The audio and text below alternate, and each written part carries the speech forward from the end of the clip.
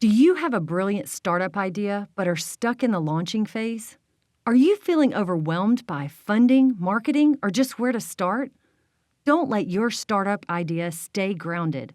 Visit our website at eapla.com to schedule a Blue Couch meeting and launch your startup journey today.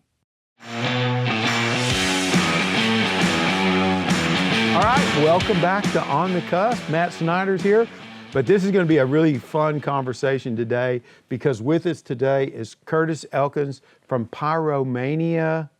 You got to tell me, fireworks, what is it, Curtis?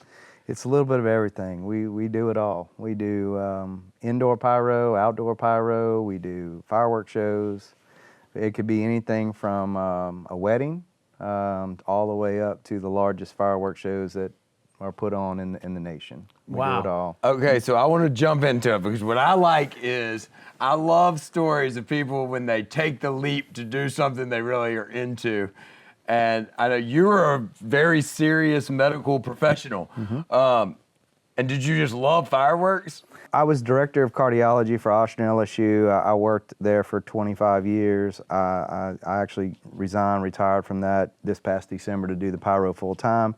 But our business has been, this is our 16th year. We started here in the Shreveport-Bossier area. I actually started out, I always had an interest in fireworks. I actually, even though I'm a nurse by trade, I went to college initially in mechanical engineering, so I like how things operate and putting things together and tearing things apart. And that's kind of what I liked about the fireworks. It's more than just lighting something, it's the design of it, it's the build of it, and that's what a lot of people don't really know, all the artwork and the creativity that goes into it. But I started out doing retail fireworks in the Bossier area. We had a fireworks stand on Airline Drive, and the first year we started, year and a half, almost 2 years, it was tough. You know, I mean, starting a new business from the ground up. Everybody doesn't really understand the legal side of it, and LLCing and the merchant accounts and everything, insurance and everything that goes with it. And there's nobody to kind of teach you a lot of that. So we got started. The first year or two was rough, but then we had a huge, the business just grew. And you know, being on the retail side, it's in Louisiana, it's only 2 weeks a year. Yeah. It's July and Christmas. So, but we had great friends in the media world with KTBS and Channel 6, and I remember Casey Kilpatrick and Joel Rogers, and a lot of the news stations would call me to come do interviews about safety and all that, so that's kind of where it got started. But at the same time, I had a friend of mine who had been doing professional fireworks for the last 25 years for a national company. He was like subcontracted out, but he was the gentleman that had been doing the Natchitoches Christmas fireworks for the last 25 years. And we got to be very close, and he's like, hey, Curtis, you know, there's really nobody that does this professionally in this area except for him. And but at that time, most of it, including like even the Shreveport fireworks, was done by national companies, and all they would do was get a contract. The money goes to Pennsylvania, and then basically they hire somebody for labor. They ship the product here, they do the show. Those people have no connection to our area. They don't know anybody. They come from Dallas, they come from Florida, wherever. Right. They do the job, they go home. And of course, at that time, nobody tells you all the stuff that goes with it. And a lot of people don't realize that with fireworks in the display business, it's insurance, Department of Transportation regulations. I've worked regulations. with you a lot. It's and a lot. And the thing I can say is, like, I've had to figure out permitting and a lot of things around, you know, nobody knew how to do these special event liquor licenses and stuff when I got in. My favorite thing about you is I call you and I'm like, hey, we're gonna have the permits, and you go, yep, we're gonna have them, and I never think about them again. I mean, and you go get all that. It's fire marshal permits, it could be FAA permits if you're close to an airport or anything like that. It's wildlife and fishery permits, because if you shoot anything over water, you gotta get a permit there. It's getting permits from the sheriff's office if there's nobody that objects to it. There's a lot of moving pieces and parts and paperwork that go with professional displays. People do not get that at all. Or anything that's technically any display that's done for the general public's viewing. And like, for instance, if you shoot a display on your private property, you could do that, but anytime the general public could show up and attend it, it has to be done by a licensed professional. So how I met you, this is a great story of somebody not knowing what they're doing. So I had Catahoula wine mixer the first year, and I was like, I'm gonna do Chinese lanterns. So I ordered 500 Chinese lanterns on the internet. And so I was gonna give everybody one in Providence, and I was gonna, at the end, the grand finale, light them all and let them shoot, let them in the sky. I remember this. So like 2 days before, I'm like, hey, we should go out and test these. It was me, Andrew Crawford, Grant Nuggles, and Susanna Hodges. And we go out there, and I'm holding this thing, and I think Grant lights it. And I'm thinking it's gonna be about this big, and it blows up like a big black trash bag, and it's got flames. It's going, I'm like, oh my God. Yeah. And I let it go, and it's like I let a bonfire go in the air above brand new Providence. Ooh. And we're like, Yep. and we were planning on doing 500 of those. So I was like, okay, we can't do that. So we chased this thing down in the woods, got it, all that. And so the next year, I was like, called Curtis and was like, hey, you do fireworks, let's do a fireworks show. And I think that's the first time we worked. And I remember that because Mark Crawford took a picture of that event that got shared everywhere with the fireworks show at your Catahoula wine mixer. That was just That was a great early photo. on. I mean, that was a long time ago. Yeah, Chinese lanterns are actually, of course, there's a lot of things you get on that, but actually in the state, they're illegal. They have to be illegal. Because These things are basically it's way- uncontrolled flame in the sky that comes down in trees and forces it on house, and you can't control it. It's Man. literally got like a sterno can in it that's It's the actually on most fire. dangerous thing I've Yeah. ever seen. I still have like 480-ish. Every once in a while, I'll break one out. Over the water somewhere. But because there's gunpowder and really explosives, okay, what's the regulatory side of that? What? It's extensive, and that's where a lot of my time is spent. It's Department of Transportation. You just can't you throw it can't- in a truck and drive no, it down the road. Not legally, no. For safety measures, even the transport commercial fireworks on the highway, you have to have $5 million in insurance. That's a US DOT regulation. You get audited by the DOT. They actually look at all your driver records and what you transported and where it came from, and they go through by the mile. Which road did you travel? To make sure you're not going places that hazard materials are restricted. But DOT, you have the ATF, which regulates the explosive part of it and the storage of. You have your state fire marshal office, you have your fire prevention office, like City of Shreveport has a fire prevention office that regulates things. There is so much regulation on this and oversight. It's extensive. There are a lot of barriers to entry, and I can't imagine somebody just jumping into it and, I had no idea, really. I mean, we kind of knew a little bit at the beginning of what it is, but with my mentor from Natchitoches, we kind of worked through it, transitioning from kind of a national to a local business. And there's no book, there's no manual on how to do this. You kind of have to just learn and dig into it. There's so many agencies that regulate different pieces and parts of it. We've built a very good relationship over the last 15 years with those entities, and we have a stellar safety record with them, and that's important. And nowadays, a lot of times they'll call on you for certain things. Right. You build a relationship with the fire marshal's Is it a office. close industry where you have partners that go, hey man, I just got this big job in Dallas. Can you help me? There is times like that. For instance, there's a gentleman that does all the pyro for the Dallas Cowboys, and occasionally he'll get a concert or something at the Brookshire Grocery Arena. Or for instance, I'm working with him in 2 weeks at Rapides Coliseum. They're doing a concert. Those are traveling. They have pyro, but to come to like the state of Louisiana, they have to have somebody that is Louisiana licensed. So even though awesome niche to be even in. though Garth Brooks comes to town with the traveling team, when there's pyrotechnics, let's just say done in the Brookshire Grocery Arena, there's somebody locally here that's overseeing the job and is on site to cover the license. Right. So Now to say. your actual you're actually located in Bossier, right? Benton, yes. In Benton. I want to talk about the growth. Okay, 25 years now. How many jobs in those early years were you doing a year? I would say in the beginning, it started out kind of slow. Weddings. My first professional show that we did was Northwood Hills Country Club. They always used to do a July 4th show. And so in 2009, Kevin Cole, one of the members out there at the Homeowners Association, reached out to me. He's like, man, we'd like to see if you'd be interested in taking this over. So that first year we did it. And a lady by the name of Mary Dunn, who was with the Tourism Bureau at that time, saw what we did, and she's like, hey, we'd like to have you at Christmas on Caddo. So we're not happy with the company we've been using out of Dallas. We'd like to give you a shot. So Christmas on Caddo was my second largest local show. And from that, it just kind of grew. We started doing stuff all over the state. How many shows now? Like in a year, how many shows? Last year we did 621. 621 shows? Displays, 621 last year.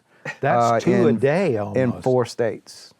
You told me that when we were talking about a month ago, I was blown away by that. Like July 4th week this last year, and I have a team of 15 licensed pyrotechnicians now. Every one of them lives in our area. That's impressive. We built to that point, and then we have some labor help and some younger guys that are in college and other areas that are kind of working with us. So we probably have a team. I had a company party this past Sunday, and I think we had 27 or 28 people in attendance. So we've grown from that of just a retail fireworks stand, which we quit doing in 2018. It just got to be too much with the display side, and I saw that was where the passion really was. But we did 621 last year. July 4th week of 2024, that 10-day run, we had 42 shows in 4 states. On the 4th, we ran 13 different display sites from, Shreveport downtown, Louisiana Downs, Cypress Lake, South Bossier Park, Longview, Jefferson, Natchez, Mississippi, Canton,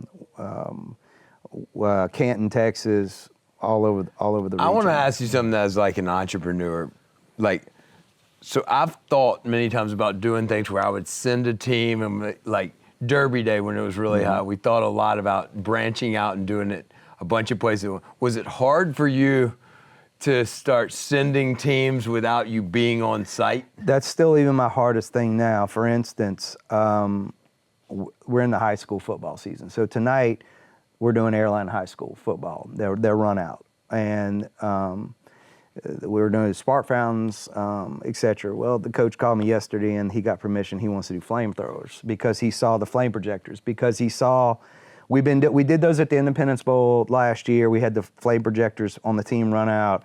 We do them for Louisiana Tech. We've done them for other colleges, and they like that look. So he's like, man, would you do it? I'm like, yeah, so we're going to add that. So, last weekend we had 3 high schools on a Friday. It just grows. You can't be at all of them. Yeah. I don't. There's certain things, and even with my team, I have certain people that their experience level is what I feel comfortable with. I get nervous about certain things, and if I don't feel comfortable, I'm not going to do it. Right. But I'll be honest with you, my team and the dedication of the guys and the girls, I have female pyrotechnician operators also, are very passionate and dedicated to this. Of course, they all do this as a side job too, and with as much events as we do, it's very good for them and their families. We take good care of our team, and they do the same for us. So I know I can trust my guys. Your guys are awesome. They're fired up. I love it when they show, because they're ready to do it. People don't. It is a lot of work, and you're working when everybody else is off. Yeah. But as much as we do all year long, it's a lot of work. July 4th this year, that whole week, I'm gonna be honest with you, this was one of the toughest summers. It was so hot. It was hot. It was dry. It was and dry. all I It was thought hot. about is the fire hazard. And I tell you, it was brutal on all the team. You know, Gatorade only does so much. Yeah.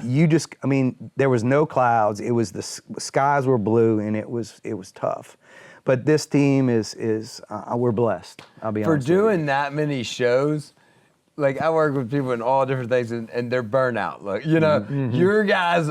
Every time I ever work with them, they look fired up for this show. We're about to. Well, it's not an industry you can, have a cavalier attitude about and not get hurt. That's for sure. This is one thing, and my guys will tell you that I preach to them all the time, is that, the shows that you really have to worry about are the small ones. It's the little stuff, because you think, I'm just doing this little. This is just a wedding, and I'm I got doing this 2 little minutes small worth Benton High School fireworks show, or we're doing one for the Soul Bowl next Saturday. We do a little, and it's like you think about these little events. It's the little events that will bite you. Yes. Because you get laxed with it, thinking, this isn't Rockets Over the Red or KTBS July 4th. I don't have to worry about it. So my team, everything we do, no matter if it's a small wedding or high school football, you have to go into it with the focus of your head's got to be in the game, you got to know what you're doing, and you can't take shortcuts. And that's one thing that our team will not do, is we don't take shortcuts. Okay, I got one more thing I want to ask you about that we've never talked about before, but I saw one for the first time. What are your thoughts on drone shows, and is this a threat in the industry? Not a threat. It's a different thing. When I saw it live, it's not the same. Right. It's not the same. So I actually have done several fireworks shows with drones. Natchitoches started using them last year. They're going to do 3 this year. Rockets Over the Red for Christmas is added a drone show along with the fireworks. So we're working with the team out of Dallas on that. I've done weddings with drone shows. We're actually planning a big wedding down in Alexandria for May. They're a great addition to, and I do realize, just like fireworks doesn't fit every event or festival or occasion, I think drones kind of fit into the same thing. The problem you have with the drones is if you don't have 20 or 25 grand for the entry-level show, you're not getting one. Right. The minimum is a 100 drone show, and they're 20 to 25,000 for a 15-minute 100 drone show.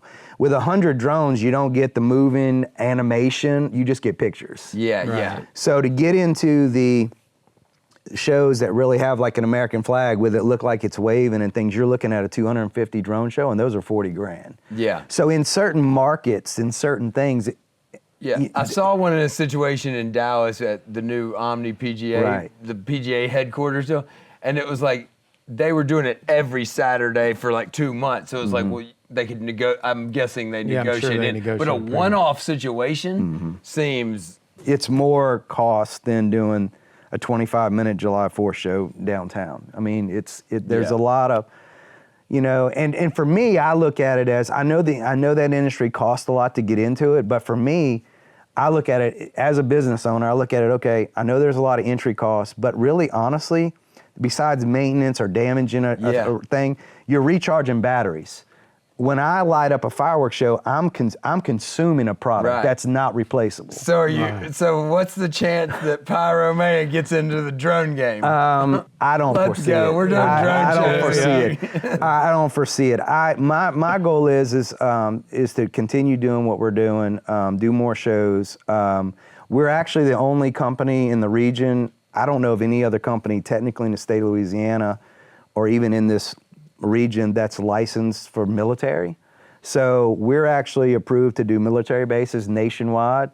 Cool. So we have contracts. We did fireworks show on Barksdale last year. We do all the shows for Fort Johnson, which used to be Fort Polk down in Leesville. We do 2 or 3 a year for them. We do. They don't like people coming on Air Force bases and blowing stuff up. No, shooting rockets. I can't imagine that process. That process alone took me 4 months with the federal government to go through all the stuff to get all that done. But we do Fort Hood, which is Fort Cavazos now. Yeah. We do their July 4th show. So there's the 3rd largest military base in the world. Right, so Curtis, I tell doing. you, this is incredible. I mean, I'm really glad you came on. I mean, you are a incredible example of you can take an idea fight through everything you don't know. And I mean, you did a great job. Yeah, You it's were cool. working through all these different requirements, learning them as you go, because a lot of people, they hit those barriers, okay? They throw their hands up and they quit. Right. But you learned it as you went. And I get you a know? lot of people that call me asking me questions about, you know, because a lot of people think, oh, I would, you know, if I just get the license, I'm good to go. Well, the No. license,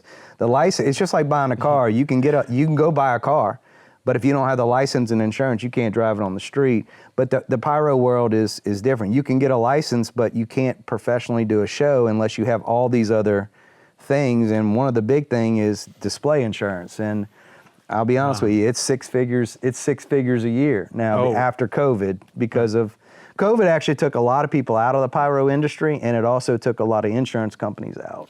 Yeah, your skill set of running the hospital stuff at that high level, I mean, has definitely It definitely helped. allowed you to. And having a team around me, having a good team. is, I can't say enough about this group of girls and guys that work with Pyromania. Phenomenal group of guys and girls. All right. You're one of my favorite you. people to work with. And thanks for coming on. Yeah, man. thanks for Awesome. coming on. This Thank has y'all. been great. Pleasure. Thank you. Thank you, man. Thank you. Yeah.